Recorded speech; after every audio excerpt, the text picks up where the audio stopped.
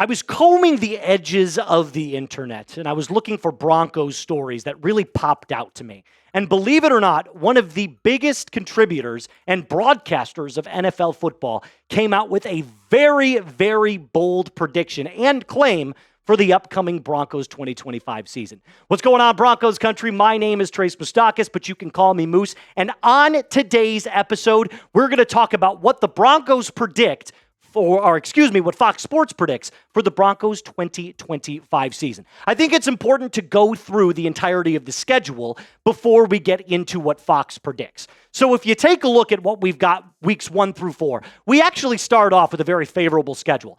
I know the Bengals have a lot of offensive firepower, but they usually don't start off very hot throughout the beginning of their seasons. Then it gets a little bit more difficult, not going to lie. That Eagles game is tough, and then you have to travel overseas against the Jets, who are not a tough opponent, but anytime you're traveling overseas, anything is possible.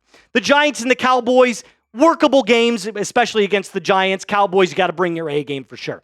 Week 9 through week 13, this is the toughest part of our schedule by a landslide. You got Texans, Chiefs, and Commanders in a 4-game swing. If you can go 3-1 during this stretch, you're home free. Followed by a pretty workable schedule, again, week 14 through 18. The last 2 games, a little bit tougher, but Packers and Jaguars, you should be able to take on the Jaguars with ease. And let's be honest, the Raiders shouldn't be a problem for us to work over as well. So, as I was reading through this article, the more and more excited I got because this particular NFL reporter named Henry Mckenna was talking about the 2 teams on top of the NFL last year that seemingly look burnt out to him. Here's what he had to specifically say. The 2 teams that he mentioned, the Kansas City Chiefs and Detroit Lions.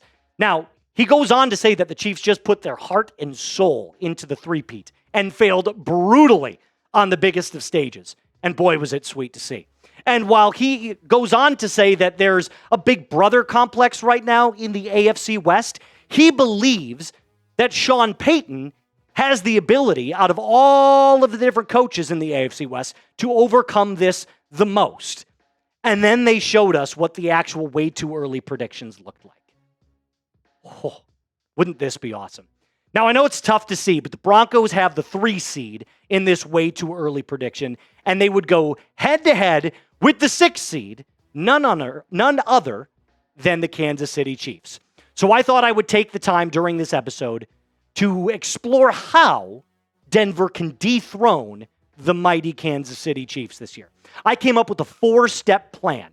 And in this 4-step plan, if you were to follow these, at least in my opinion, you should have no problem beating the Kansas City Chiefs and winning the AFC West. Before I get into that, I've got a mission for you. Call this a little bit of homework, if you will. Send this video to a Broncos fan that's never seen our channel. This could be your mom, it could be your dad, it could be your brother, your sister, your friend, whomever. If they've never heard of the Broncos Breakdown, do me a favor, click that little share icon down there, copy this link, and send it either on your Twitter feed, on your Instagram, or through a text message. It helps us out either way. Let's get into the plan. All right, the first thing you have to do, you got to bully Mahomes in the pocket. It's just the only way that you can beat him. We have seen since he's entered the league, not only can he damage you from inside the pocket, but when he gets outside or he's facing the blitz, he can pick you apart any way that he chooses. However, the Eagles seemingly had the blueprint last year on how to make his life a living hell. And that was to rush 4, drop 7 back in coverage by swinging out one of your best edge defenders far outside so that he can either A, attack the edge, or B, move back in pass coverage. So it's kind of like it's not an RPO because that's a run-pass option, but this is like an option defense where you can swing one of your edges outside to play back in pass coverage, or you can have him rush the quarterback. So my takeaway from this is, look, if you have 4 defensive linemen that rush back after the quarterback, and you shift 7 players back in pass coverage, if those 4 defensive linemen can make Patrick Mahomes' life uncomfortable, you can crush him. And last year, I thought this was the year that Patrick Mahomes actually looked human.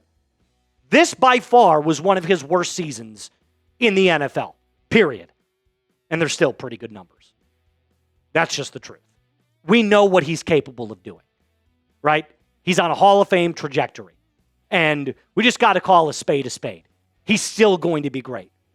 But I think now that the apathy of getting to 3 straight Super Bowls, plus the blueprint that the Eagles lined up in that Super Bowl on how to get after him and make him uncomfortable from a pure passer perspective, that's the easiest way to get him off his game. And that's how you attack this plan, at least at first.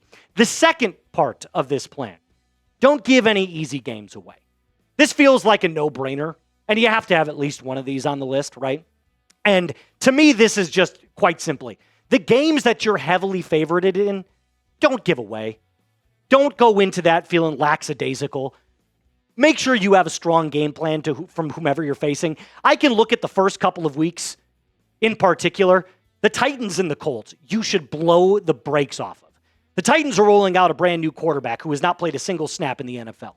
The Colts have no idea what they're doing at quarterback. And the Bengals always start off slow.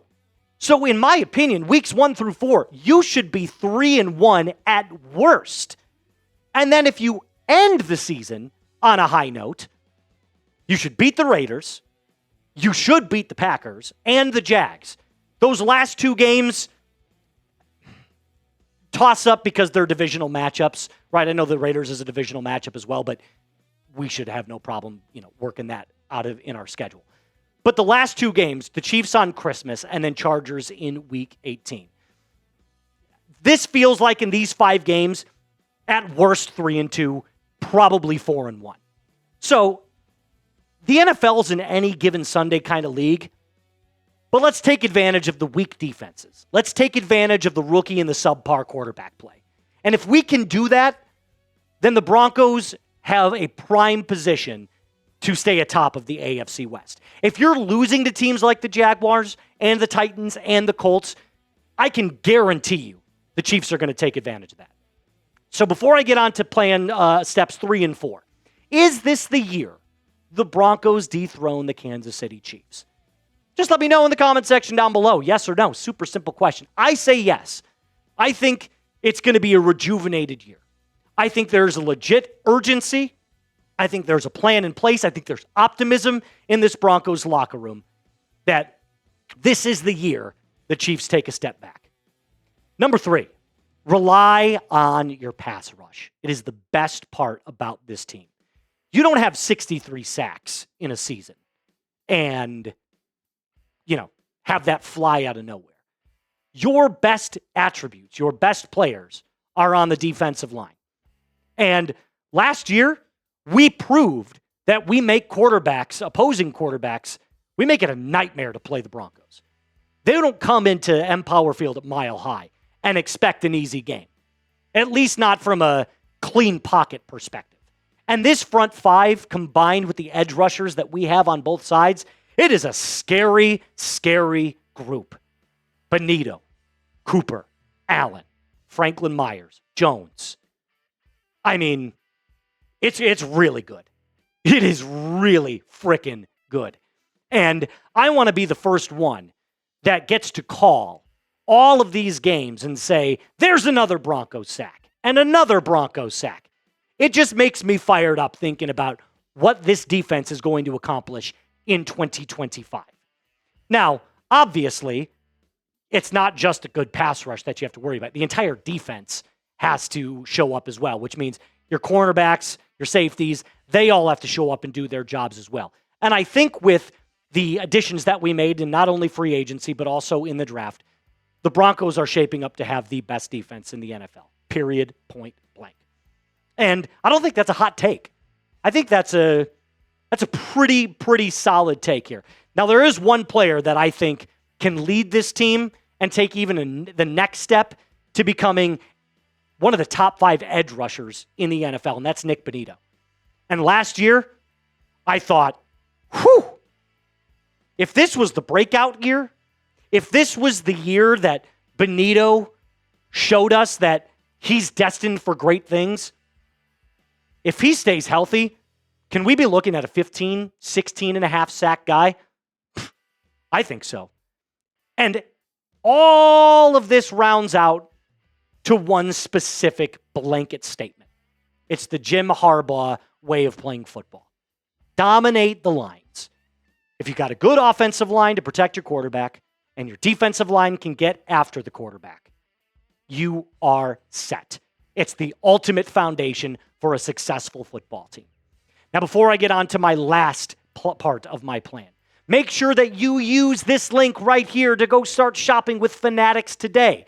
This Broncos t-shirt is 25% off. So all you have to do is go to chatsports.com/Broncos T. Gear up for the 2025 season in style. They've got shirts. They've got jerseys, hats, gloves for every season and every occasion. So again, I made it super simple for you. I put this link in the comments and description of today's video. Just click on it and start shopping Fanatics today. The last part of this plan, you're going to like this. Believe in Bo. Listen, as I previously mentioned, if you can protect your quarterback and get after the quarterback, there's a common denominator. It's the quarterback. This doesn't need to be said. 2025, it's a quarterback-driven league. The best quarterbacks go the furthest in the playoffs and they win Super Bowls. And last year, as a rookie, tell me what's wrong with these numbers. I'll wait for a second for you to find something wrong. Okay, maybe the 12 interceptions.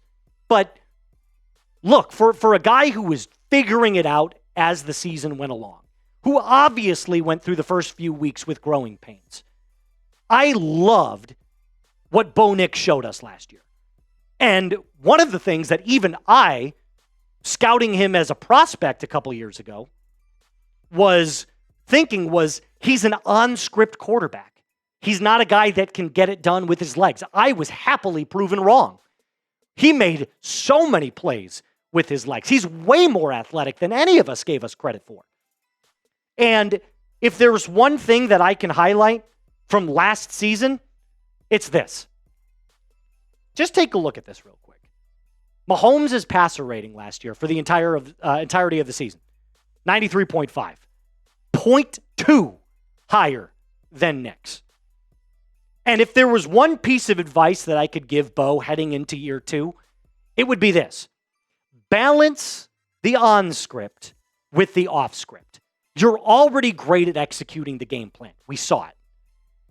If you can pick and choose your times to be amazing outside of the pocket or to scramble for a first down, that's going to take you from a really good rookie quarterback and a good prospect to a dark horse candidate for MVP. And I think he will be.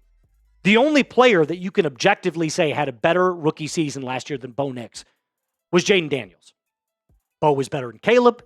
He was better than Drake May. He was better than Michael Penix. And I think it's inches, not feet, when it comes to Jaden and Bo. And I think this is the year that Bo shows us what he's made of. So this is my 4-step plan right here. Bully Mahomes in the pocket. Don't give any easy games away. Lean on your pass rush. It's what you do great. And Bo leave in our QB. Now, before I end today's show, if you're a lifelong Denver Broncos fan, do me a quick favor. It's super easy. Type DB4L in the comment section. Let me know that you're a Denver Broncos lifer right down there in the comments and description of today's, or excuse me, not the description, but the comments of today's video. My name is Moose. Until next time, be cool.